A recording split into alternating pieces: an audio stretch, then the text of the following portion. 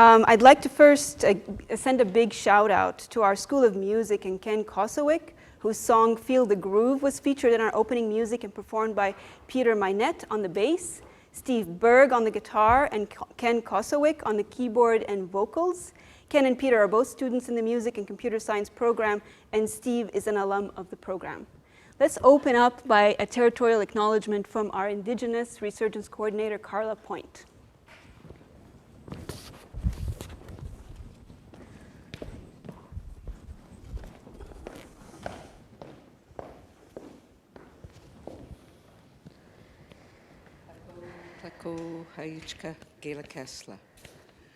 I acknowledge and respect the Lekwungen peoples on whose traditional territory this university stands, and the Songhees, Esquimalt, and Husainich people whose historical relationship with the land continues to this day.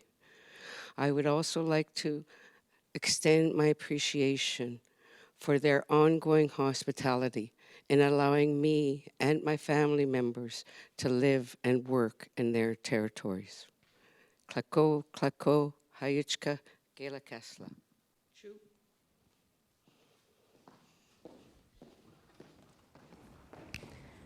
Thank you, Carla. Everybody, it is a real honor for us in the theater department that President Hall is doing his town hall here today, and that he's chosen the Chief Dan George Theater to do this in. I happened to look into the archives of our library and came up with a lot of different material on when the Chief Dan George Theater was named after Chief Dan George. But so I want to read you some of the material that I've pulled out. So Chief Dan George said at some point, "I shall grab the instruments of the white man's success, his education, his skills, and with these new tools, I shall build my race into the proudest segment of our society." These were words spoken by Chief Dan George on July 1st, 1967, Canada's 100th birthday, to a crowd of 32,000 people in Vancouver's Empire Stadium. He was born in 1899 on the Burrard Reservation. Dan George later became chief of the Tsleil-Waututh Nation, a Coast Salish band. He was a logger, longshoreman, musician, lecturer, and poet. At an age when most people are ready to retire, he began a new career in acting. He appeared on stage in such productions as The Ecstasy of Rita Joe, on television in series such as The Beachcombers, Caribou Country, and McLeod. He acted in films such as Big Little Man, for which he was nominated for an Academy Award and received a New York Film Critics Award. For his accomplishments, he received many honorary degrees, Human Relations Award from the Canadian Council of Christians and Jews, and the Medal of Service from former Governor General Roland Michener. Chief Dan George died in 1981, the year that this theater space was named after him. It's now 40 years later, and it made me wonder if at the time, 1981, the gesture was to signal something, to name this theater after somebody who's had such a career in performance and in acting, but also to signal something to our Indigenous students and the Indigenous community. And I'm wondering now, 40 years later, have we done good? Have we kept our promise? If he were to look down on us and talk to us right now, what would he say? Would he say that he's proud of what we've done? Or would he say there's a little bit more work to be done? I don't know yet. I'm still thinking about that. And maybe this is something for us to continue to think about as we move into President Hall's plan for 2022. I have a few things to cover with you. Accessibility supports. There's going to be live captioning and sign language interpretation that are both available today. Our captionist is Ali. She's working remotely. And our interpreter is Tanya, and she's from the Island Deaf and Hard of Hearing Center. Thanks for being here, Tanya. Our virtual guests, you can access the captioning. Click on the live stream icon at the bottom of the screen. Recording, we're actually recording this webinar for those in our community who won't be able to be with us today. So you know this if you've attended the town halls before. We have Slido for the Q&A. So Slido is a little program that basically, if you go to Slido, slido.com, and then use your cell phone to then just point your camera on the little scan thing here, then a code will come up. It will ask you to put in a code. The code is UVic, UVic, all lowercase, and then you'll be able to interact with the Q&A portion. So one of the things that I've noticed in attending other town halls is just read the questions that exist so that you're not posing other questions that other people have already asked. If you find that there's a question that you like that speaks to what you want the president to address, just click on that. And then that will garner a lot of different votes and numbers, and it will push it up on the list. And then the people that are managing all the questions will see the most popular questions, and then we'll send them to me on my iPad. I will ask those questions of President Hall. Okay, and now I will pass you over to President Kevin Hall.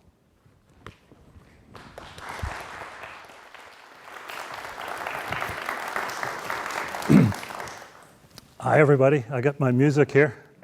So just good afternoon and welcome to the Fall Town Hall. I've got the absolute privilege of being the president of the University of Victoria. It's our amazing university, and I just felt it was worthwhile spending some time today updating you on how my first year was going, how your first year with me is going, some of the things we've got planned. And Carla, thanks so much for the welcome to territory, and I too would like to pay my respects to the Lekwungen peoples on whose traditional territory the university stands, to the Wasana, Esquimalt, and Songhees, whose traditional relationships continue to this day. And I think it's really important also to pay respects to elders, past and present, and for us all to pledge to walk the path to reconciliation together. And that means a couple of things to me. It means really working hard to decolonize our institution in a way that's meaningful for our local Indigenous peoples. And it also means embracing the principles behind UNDRIP, the United Nations Declaration on the Rights for Indigenous Peoples. That was created in 1908 in its first iteration, revitalized 100 years later, but really not implemented very well. And so we need to really get behind that so that we can make sure that there is a path towards self-determination for Indigenous peoples. Thanks for you that are coming in the audience. It's great to see like real people finally. And even though you've all got masks on, I can kind of pick out some of you that I know. And those I don't know, well, it's really nice to meet you. And thanks to everybody online as well. So hopefully we've got a great crowd online. And I wanted to thank everybody who submitted questions in advance as well. So there's some questions, people were asked to submit a question when they signed up. So thanks for those questions. And we'll try to get through as many of those as we can if I don't talk too long. But I wanted to start off by thanking everybody for our, what I think is a very successful return to campus. Despite significant uncertainty, anxiety, due to that ever-changing landscape of the pandemic, well, collectively we did it. And I think that's hats off to everybody that works at UVic and to our students as well. And there isn't a student that I've talked to that isn't happy to be back on campus, learning in person, interacting with their peers, and just having that piece of experience that's really important at that age that you come to university at. I also wanted to take this opportunity to thank everybody for doing their part in getting vaccinated, because that's something we can all do to protect ourselves primarily, but also to help protect others. And we've got some fantastic rates of vaccination that I'll talk about a little later on. In September, we started taking the self-declarations, and so far over 25,000 people by the end of September had responded. That represents about 93% of our total population at UVic of students, staff, and faculty, which in itself is amazing. And of that population, 98.5% are double vaxxed, which is also incredible. It's much higher rates than we see in the general public. And that's given us a really good return back to campus. The local health district has told us we aren't having any outbreaks on our campus. We're not having clusters of COVID. So I think that's a testament to again, the commitment of all of us to come back to campus in a healthy way. So, thanks for contributing to that. Again, it shows the resilience of this community that's really done us well over the last 18, 19 months, but will continue to really put us in a good place as we move forward. And we're going to start off, now that we're back in the fall, with a Slido poll, which should pop up behind.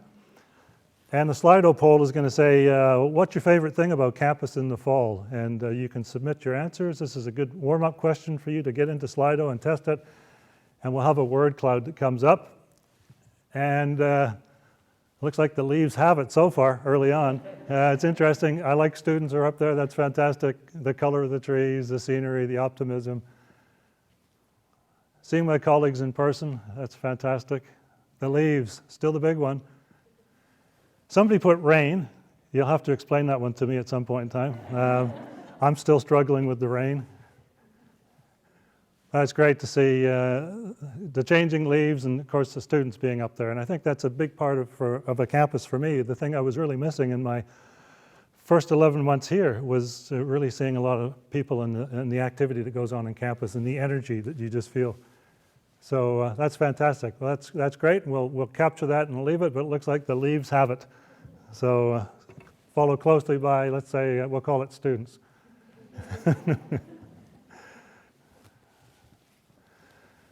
All right, so we're going to get another slide up here, and I'm going to spend the 4 basic themes I have to talk to you about today. And the first slide is really talking about where we've been. Oh yeah, we got it in presentation mode now. I want to talk about things that I've learned since I've been here. What have been the highlights for me? What's really affected me the most? And I'll finish up with what I think we've achieved together as a university over the last year. And for me, it's incredible how the year has absolutely flown by. In another, what is it today, the 20th? Another 10 days, I'll have been here officially 1 year. For me, reflecting on the first year, like all of you, it's been a really huge year for me. I've started a new job in a pandemic. I've moved to a new city. I've moved to a place where we have rain, apparently, from a place that never had rain. And I've learned that our campus is absolutely incredible to walk around as I have explored it, but also our community is very different. Our culture at this institution is very different, as it is at all universities. I've worked now at 5 universities and have found them all very different. And so for me, it was about learning about UVic, learning about the culture. I found it really useful to go on a listening tour. And that listening tour involved some town halls. I think we had 5 in the last year. It involved one-on-one meetings, group meetings, meeting with councils, meeting with deans, etc. But the part I really enjoyed was just walking around campus and going up to people and bothering them and saying, hey, who are you? What do you do here? Where do you work? And just really trying to get to know the people on campus. And a number of things kept cropping up continually. First was student experience and how important that was. And I was glad to see students just behind the leaves. Because the students are what we're all about as an institution.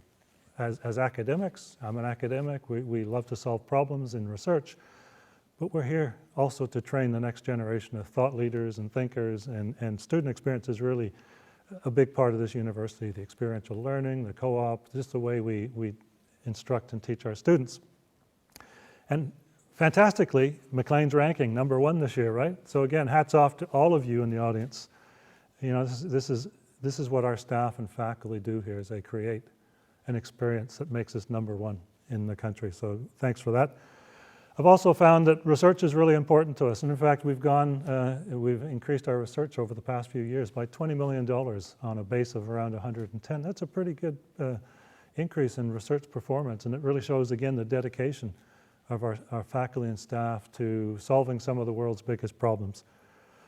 Sustainability was another thing that kept cropping up in our students, staff, and faculty, and that deep commitment UVic has to drive sustainability, to try to arrest and mitigate climate change. And I'll talk about that a little later on, but it's something that's rooted in everything we do. It's not just about our operations, it's in our teaching, it's in our research, it's in our community engagement. So that commitment to sustainability is really top. Our Indigenous engagement and strategy. We've done some fantastic things over the last 10 years, but we've got a lot more to do. And I think this summer's events that were uncovered first at Kamloops has really led us to reflect on what we're doing and how much more we can do and how we contribute to reconciliation across the country. And I'm really excited that we've created the Associate Vice President Indigenous position, and that's really going to help us drive our commitment to reconciliation. There was a lot of comments around equity, diversity, inclusivity, and anti-racism, and I wanted to focus on the last 2 words. There's a lot of feeling that we've done a good job with diversity. We can, tick off boxes if you like, or we can state numbers, but it's the inclusivity piece that sometimes is something we don't understand well, primarily because most of us look the same at UVic, and if you are marginalized, you may have a different experience. And I heard that from staff, faculty, and students, that we need to become much more inclusive in the way we run our university, and that racism does occur, and we shouldn't be afraid to admit that.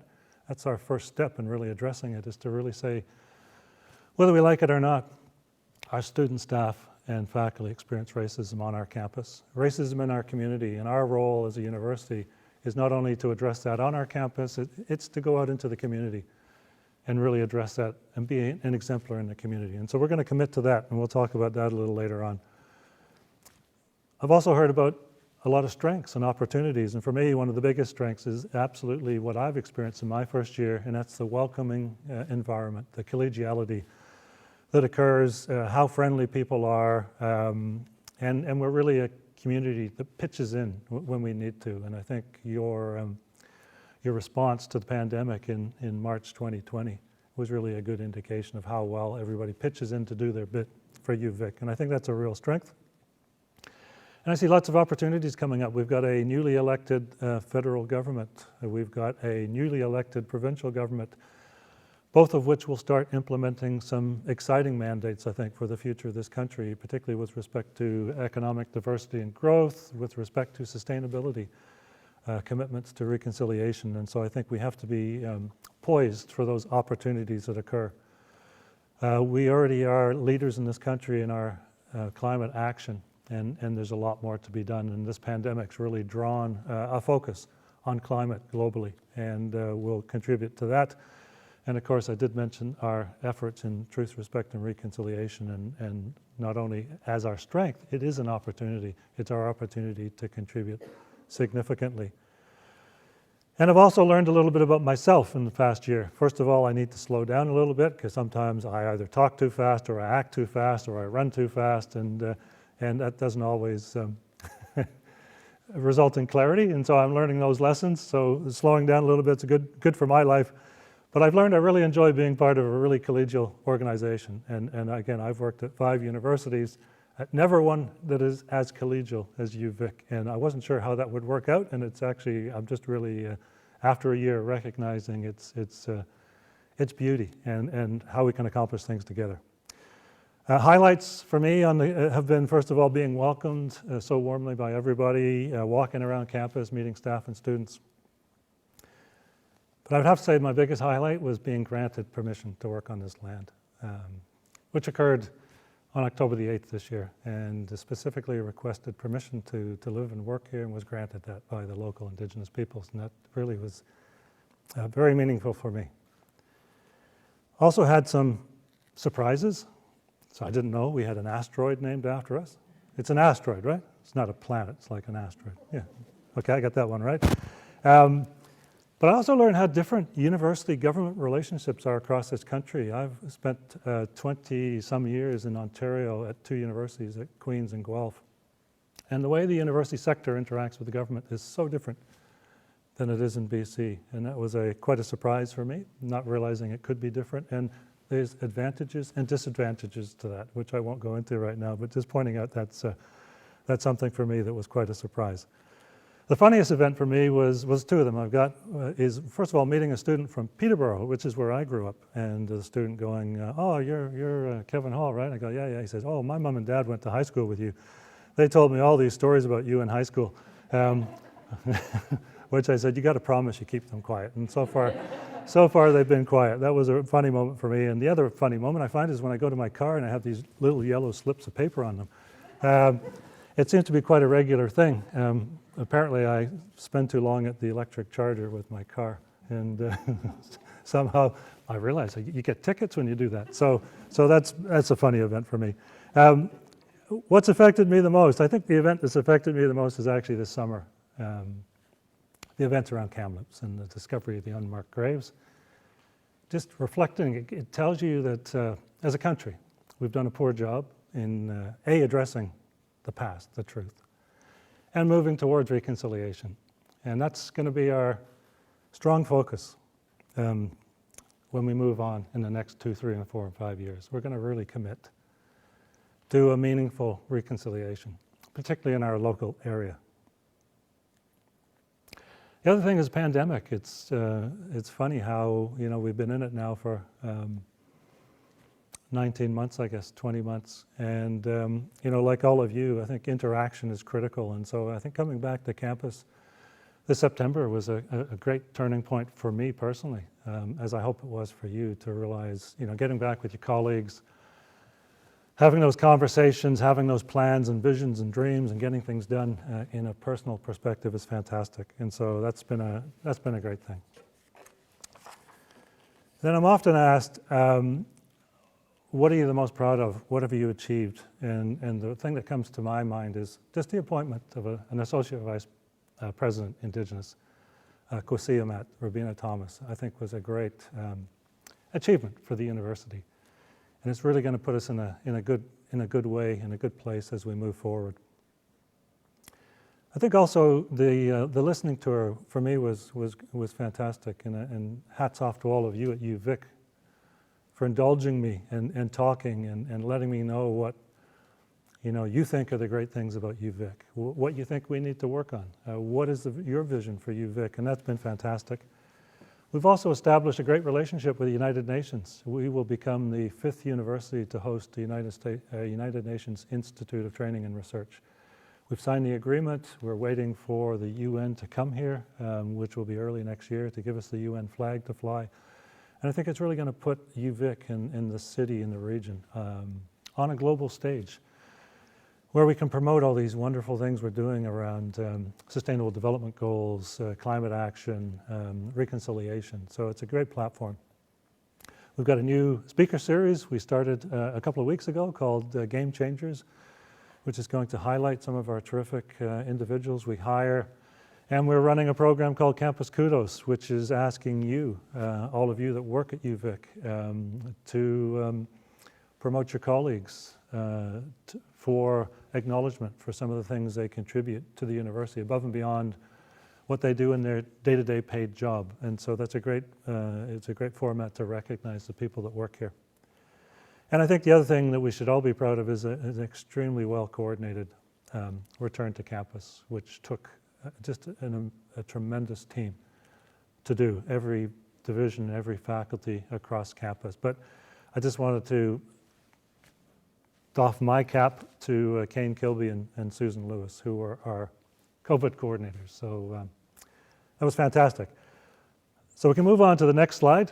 And I'm getting the signal. It says F on the screen here. It could be determined as I failed. But it's actually to tell me that I'm spending too long. I need to move along a little faster. So I have time for questions for everybody. So I want to talk about, where are we now? So there's 6 topics that we'll quickly go through. First of all, I want to say we're in a really strong position. The university is on very sound financial footings, and throughout 2020, 2021, there were a lot of fiscally prudent decisions made, and sustained enrollments have also really helped us. But I just wanted to give a shout out to my team, the executive leadership team at the university, because I wasn't here, but for just some fantastic planning that went on. And I can tell you, I talked to the RUCBC presidents last Friday. They're not all in great shape. So we're in good financial shape. We prioritize our investment in people and technologies, in creating that student experience as we flip to an online platform, creating the highest quality learning environment. And nobody's going to say it's perfect, but everybody tried their best, and we're learning as we continue to do that. We suffered a little bit with our ancillary operations as there weren't people on campus, or our food services, our residences, for example, struggled, but again, fantastic management to control expenses when revenues were down. Our fundraising was great. 28 million we raised last year with a target of 20 million. So well done to the team in advancement. And 2021, 2022 is really starting off on a good foot over the summer, and now our fall enrollments are really strong, although our international enrollments are down a little bit as expected, which is going to drop our tuition revenue a little bit for the year, but we're on really strong. We've got our largest cohort ever starting at the university this year.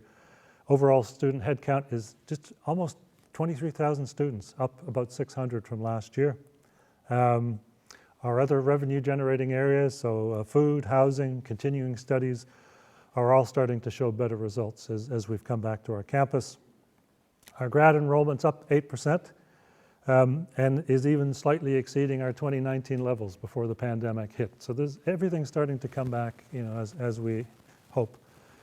And there's been some very richly deserved recognition of both our teaching and our research that goes on at this institution, with so many significant awards across this country.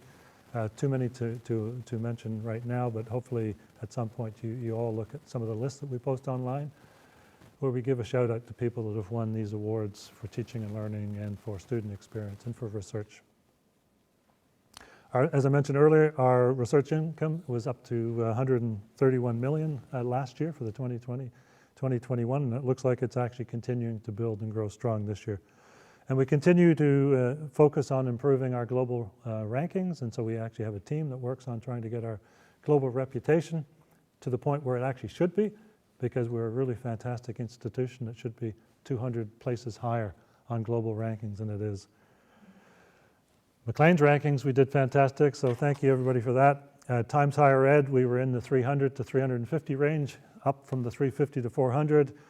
And with the QS rankings, we moved up 36 places last year in the 2022 rankings. So that's all in the right direction. We've got a number of great capital projects underway that you all have heard about in the past. Our student residence, it looks like we're going to have move-in for Building 1 in September 2022.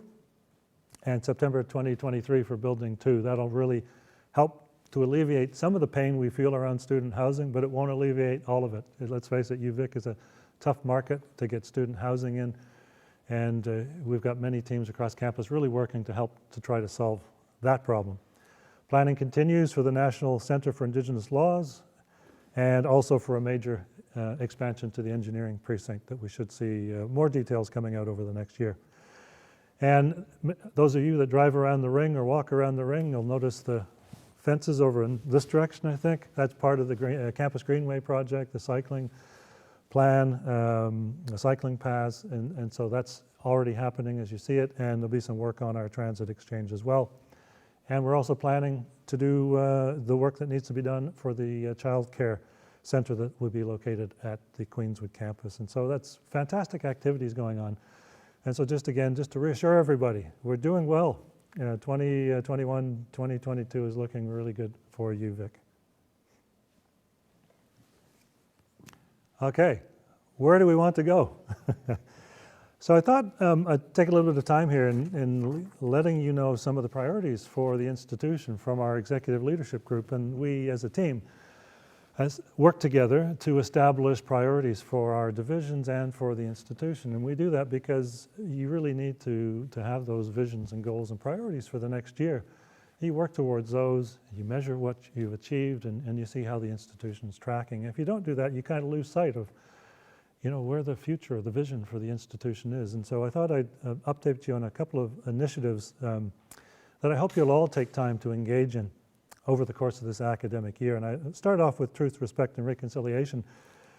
And Rabina and her team and her office are in the process of putting together now a new Indigenous plan for the institution. And I ask you all to really think about, what's your role in this new plan? Where do you see yourself fitting in there?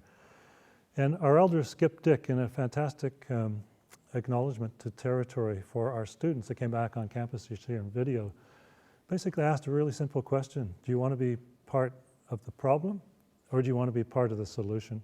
It's a simple question. Just ask yourselves and answer it honestly. And I think it's a really powerful work. And so I really encourage you to get involved in the creation of the new Indigenous plan, to get involved in whatever the actions are that come out of the Indigenous plan. And our Indigenous plan will be institutional wide. We've had a great focus on Indigenous education, community engagement over the past years. We now want to up that, make sure it permeates our research, our local community engagement, our operations, our purchasing policies. Anything that the university does should be done with an Indigenous lens and with a lens to do what we can to change our practice and process, to decolonize our institution, as I mentioned earlier, in a meaningful way for our local Indigenous populations. And so I hope you all get involved in that. We've also got a lot of work going on in equity, diversity, inclusivity, and anti-racism. And the EQHR team, led by Casbria Dewis, is undertaking an equity-centered, action-based plan. We decided we wanted to do an action-based plan so that we don't spend a year or two creating a strategic plan for diversity, inclusivity, and anti-racism. We don't have time for that. We wanted to take an action-based plan, which means we're going to be consulting with groups that have been marginalized and looking at solutions to try to change our culture on our campus quickly. And we're going to do it through action, through these ideas. And everything won't work perfectly the first time, but we'll learn from our actions. Some of them will be fantastic. We'll continue to do that. Some we'll need to tweak. Some we'll need to not use again. But that action-based plan, I think it will be great for our campus and really help to make strides in our inclusivity and the racism on campus. We've also got a sexualized violence campaign that's ongoing right now, particularly geared towards students, but it's important for us all to make sure we're aware of that and what is our role in that. And we're also undertaking, as we speak, a major review of our discrimination and harassment policies at the institution. And we'll be seeking consultation with you, members of this university, as we go through that process. On the research lens, the Aspire 2030, the new research plan, was just unveiled last week. And this is a fantastic new vision for research at UVic, which is built on a number of fundamental pillars of what we stand for as a university. And so again, finding your place, how you get engaged in that aspirational plan, Aspirations 2030 is fantastic. And just highly recommend to everybody, if you haven't seen Aspirations 2030, go online and have a look at the plan. It's a very short and simple plan, and it was built on a year of consultation across the institution. So it really is a great plan. The other thing I think exciting in the research and innovation agenda is the opening of innovation networks and hubs, and we've opened our first node of that, which is at a facility called Quench in downtown Victoria, which is a co-working space. But UVic has opened an office where we intend to offer entrepreneurship and innovation training to our student, staff, and faculty, but also to the local community. And we hope to build that network into eventually 3 or 4 innovation hubs throughout our region, so that UVic has a presence in trying to help drive social change, environmental change, and economic growth within the capital region district that we live. The climate and sustainability work is really ramping up. We're building our climate and sustainability action plan right now with a committee of leading experts across our campus. That work's been going on for the past 6 to 7 months. I think we'll probably spend another 5 or 6 months on it, but it's really worthwhile doing a great job on this, and this will give us opportunities to look at climate sustainability and action plans that impact our teaching and learning, our research, our operations at the campus, and again, integrating all of those things, that we really set a standard across this country, that we're not just about one or two of those 3 things. We've done some great work in responsible investing, and I just can't tell you, we are not loud about it, but we are leading the country. We've not just said we want to have responsible investing, we've done it. Our capital fund investment that the university controls is almost 100% divested from fossil fuels, but more importantly, not just fossil fuels, it's looking at responsible investing. We've invested money in local Indigenous supports for business. And we'll continue to do that.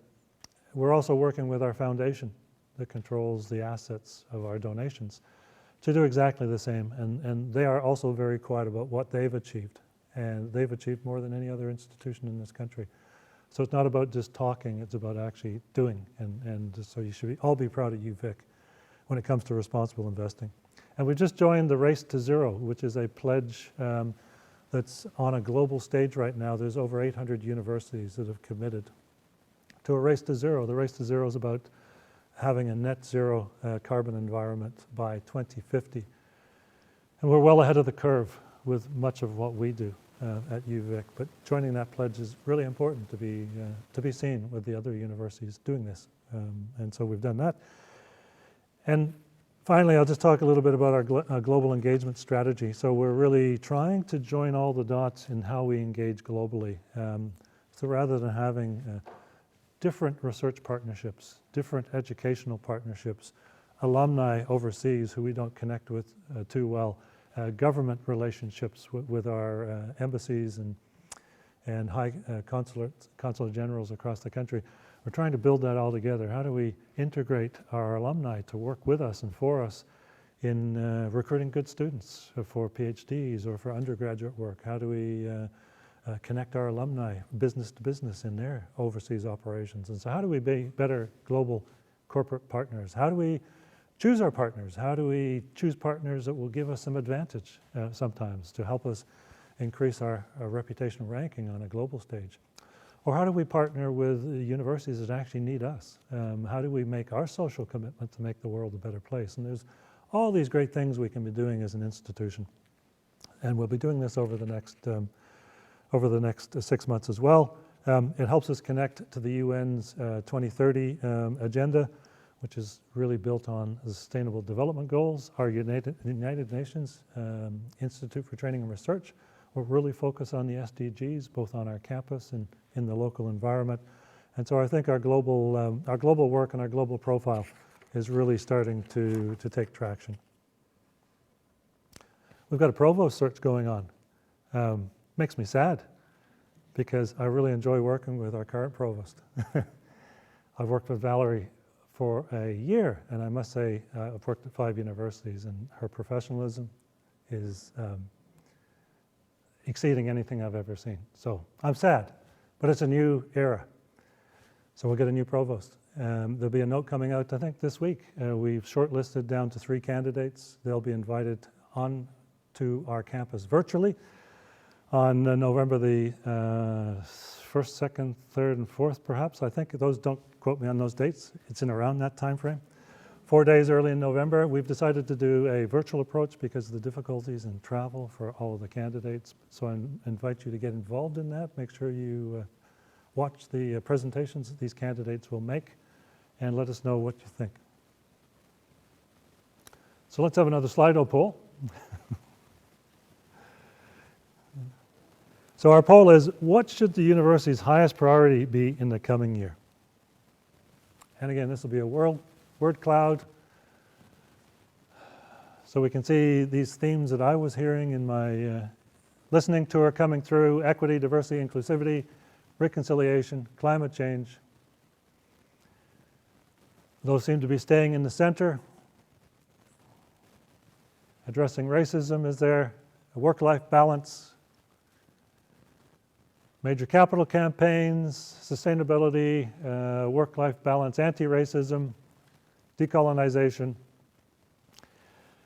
So I think what's interesting as I see these come up, these seem very similar to some of the things that I've heard over the last year, and that's great to see. So I'll move on to the last little piece, and I'll try to go through this really quickly so there's time for questions. I just wanted to let you know, we're going to be in the process, starting really soon, of creating a new strategic vision for the institution. Where do you want to go? What do you want your UVic to be in 10, 20, 30 years' time? Let's look out into the future and think of what would make us proud if UVic would achieve these goals and dreams. And so we're going to start a process of creating that new strategic vision. The journey's just starting. We are going to start with consulting with our local Indigenous nations first. We're not going to go to them last and say, would you please stamp this plan? We're going to go and ask, what do you want UVic to be for you? What's our role in this community, in your community, for the university? There's going to be lots of opportunities to consult as we move through this process. We're trying to think of all kinds of unique and innovative ways for you to consult. We'll have, for example, pop-up video boxes where people can leave their 30-second video. This is what I want UVic to be. We'll have sticky boards all over the place. And so we're going to go through this consultative process primarily after the new year when things settle down a little bit, but start to build that vision. So lots of consultation. And the hope is we'll have a collective vision for the institution by the end of next year. And I really can't stress enough, it's not just saying, what do we want over the next 5 years? We'll, of course, have to create a 5-year plan. But let's think big. Let's think out 10, 20, 30 years. Let's look at what's going on in the world. Let's look at what we want our contributions to be. And so I have a Slido poll for you to finish this up. And I want you to finish this sentence. The sentence says, I would be proud of this university if blah, blah, blah. So you fill in the blanks. Thinking out 10, 20, 30 years, whatever your time frame you think wants it to be, but what would make you proud of this university? And while you're doing that, I just would say I'm looking very much forward to engaging with all of you, students, staff, faculty, our local community, our alumni, our colleagues across this province, the other research universities, in trying to build that vision for the institution. So stay tuned for more of that over the coming months. So I would be proud of the university if all students completed an Indigenous Cultural Acumen course. All students completed, they're changing, reach net zero by 2040, prioritize local Indigenous community services, all kinds of things that are coming through. And what I will do, because we need to move on, we'll post those somewhere. We'll figure out how to do that. We'll capture the results of the poll and post them online so you can all see how the community's voting around that sentence. So we're going to go on to our last poll for the day. And that's about engaging with you as we create this vision for UVic. And the question is, how would you like to be consulted in creating that new vision for UVic? And you can choose multiple choices around here.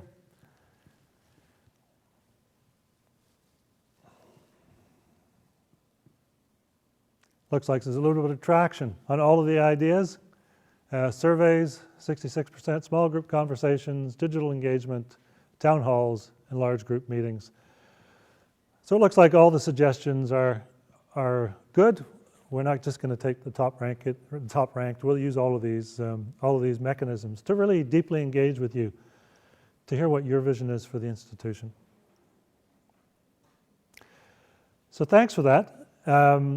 I talked way too long, which I knew I would do, but we've now got about 15 minutes or so to go through some of the questions. And I'll pass things back to Yasmin to come up here. We're going to take these chairs and we'll have a look at what types of questions are coming through.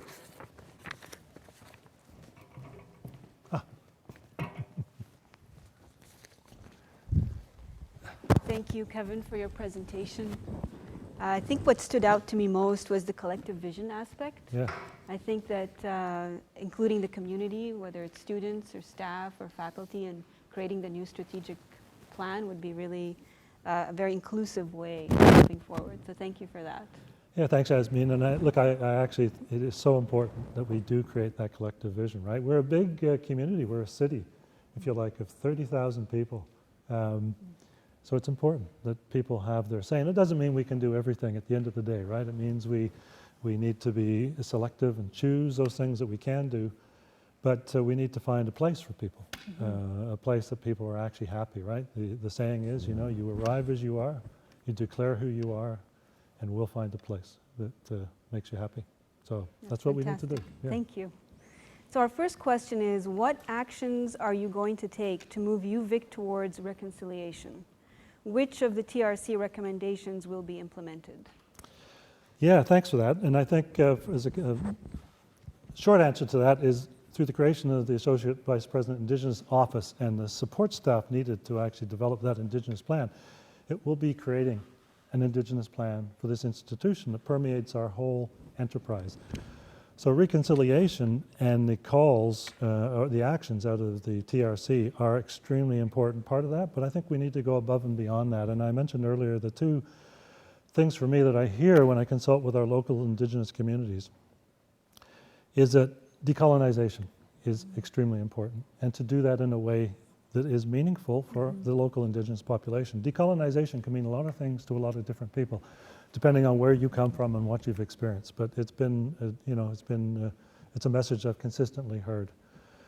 The other piece that goes, again, above and beyond the TRC is the piece around UNDRIP and using both UNDRIP and the provincial, what's called DRIPA, the Declaration of Rights for Indigenous Peoples Act, is trying to think of how that affects our day-to-day operations, our governance structures, our just the way we do things as an institution. We have to find out how we fit into that framework, and that's going to take a significant effort for all of us, and it's going to take some leadership through our office of the Associate Vice President of Indigenous to do that.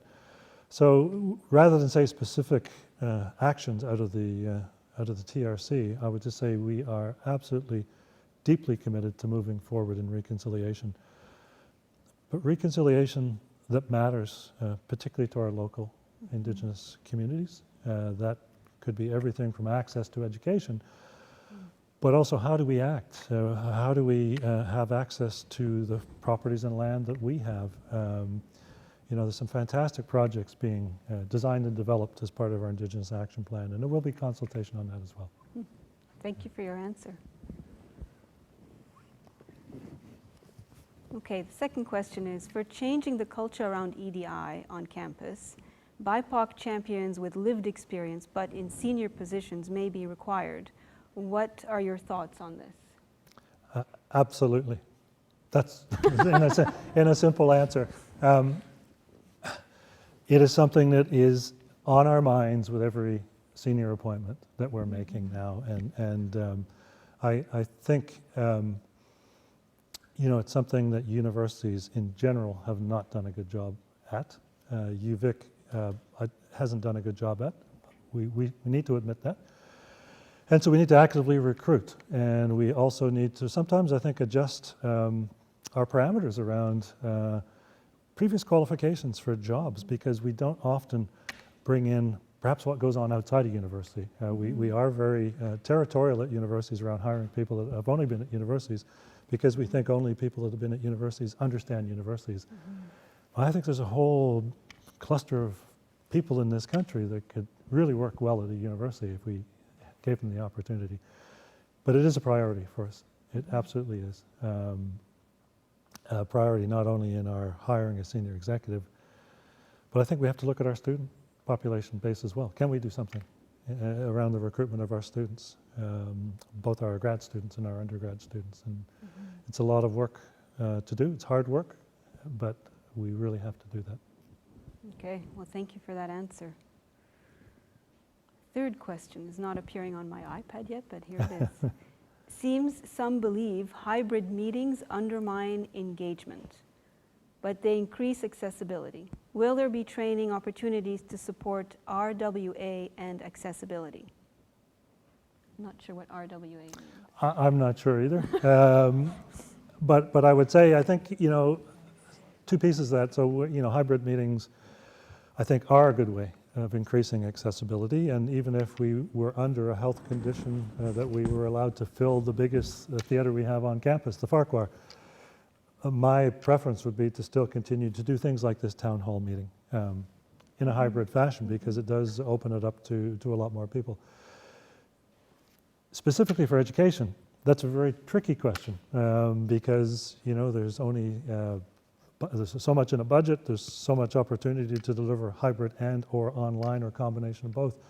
And I think it's a thing that the pandemic has taught us. There are some advantages of hybrid meetings, and there's also some disadvantages, and I think we carefully have to look at the lessons learned over the last 18 months, use what we've found works really well and effectively in increasing accessibility, but also make sure it's just not a case of us becoming an online university. We aren't an online university. We are a university where people come to study, and we see that with the bulk of our students that are really glad to be back. But we do recognize there are issues around accessibility, and we are working really hard to try to deal with that.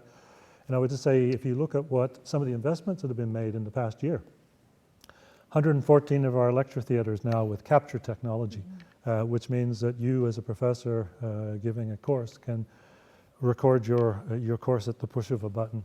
It's not overly complicated for students to play later on if they want to look back at their lessons or they have accessibility issues. 2 of our classrooms are totally set up now for online delivery, and so I think we're making investments. What we have to figure out is what is the right blend of hybrid. And I like to think, if I reflect back to my teaching days, which were quite a long time ago, it may not be that a course is either online or offline. It may be that individual courses may have online and face-to-face components within them, for example, which may be better ways of learning. I'm an engineer by training. You know, we used to force students to come into labs to do these old labs that people were doing in the turn of the century, probably still do. But could some of that be done virtually? Could it be done through AR, VR, and an online platform? That's what I think we have to explore. What is best teaching practice? We also have to always keep our eyes on accessibility. And those of you that may have heard me speak earlier, accessibility to education is one of my prime drivers, why I'm still in education. And that's accessibility not just for having technology to deliver education, it's accessibility for our general population. I'm still concerned in Canada, 28.5% according to the 2016 census, and we don't think it'll change in 2021 census. 28.5% of people in Canada get to go to university. 22% go to college, that's 51%. That's like 49% missing. Not that university is for everybody, but you know, what are we doing to reach out to mature students, to students that might not have liked high school for whatever reasons, bad teachers, home circumstances, economic circumstances, and how can we reach out and get people to come back to school when they're in their 30s and 40s to get the experience that we've all had of being at a university. And so accessibility is going to be I think a key driver for us as we move forward with this new vision. And hopefully we'll address that question. And we'll have somebody look up RWA, because I'm not quite sure what that is either, and I probably should know. Any help from the audience? Lovely. Remote working arrangements, thank you. So I think that's something that is at the front of our mind to think about, but you know, we'll learn from this pandemic. Mm-hmm. Yeah. Thank you for that answer.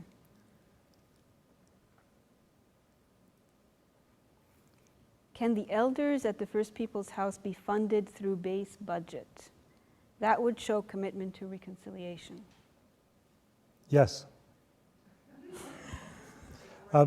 We are actually working on this as we speak. They already are. Say that again, Carla. Would you consider working with Sanghees to do addition to reserve for First People's House, so that the elders who work there will no longer be taxed for their cultural work? Yeah, Carla, we'll absolutely, we can look into all of those aspects, and it may be actually something that Rubina's looking at this point in time. That'd be awesome, because it's hard for the elders at tax time. Yeah.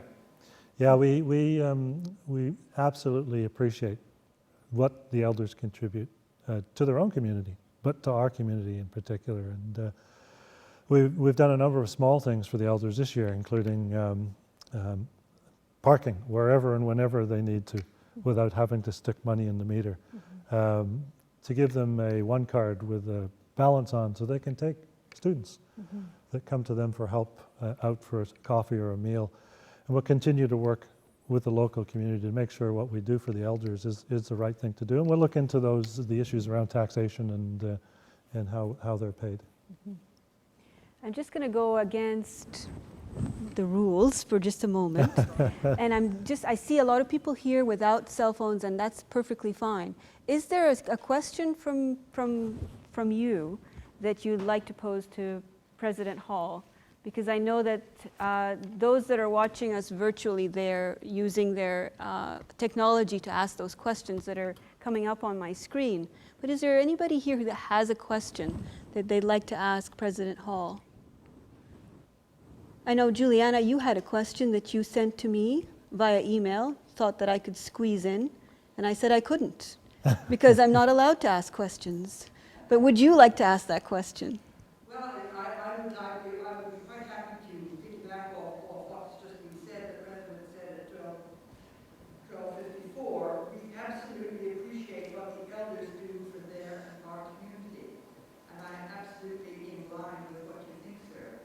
But I also would wonder if you would consider the elders of your own university community, your retirees who do such an extraordinary amount of work for this university and are a whole area of people who are not being touched in any way. Yeah, absolutely. That's a great comment. I think our retirees are an important part of the fabric of the community, and certainly having space for them to continue to contribute just absolutely makes sense. I may be unaware of things we actually do already, and I can use my less than 1 year here. Don't know everything about the university. I can only use that for another 10 days, but there may well be some programs. I certainly participate on the flip side, meeting with some of our retirees groups and talking to them. But I think you're right, it's an untapped source of knowledge and inspiration, as are our alumni. Absolutely.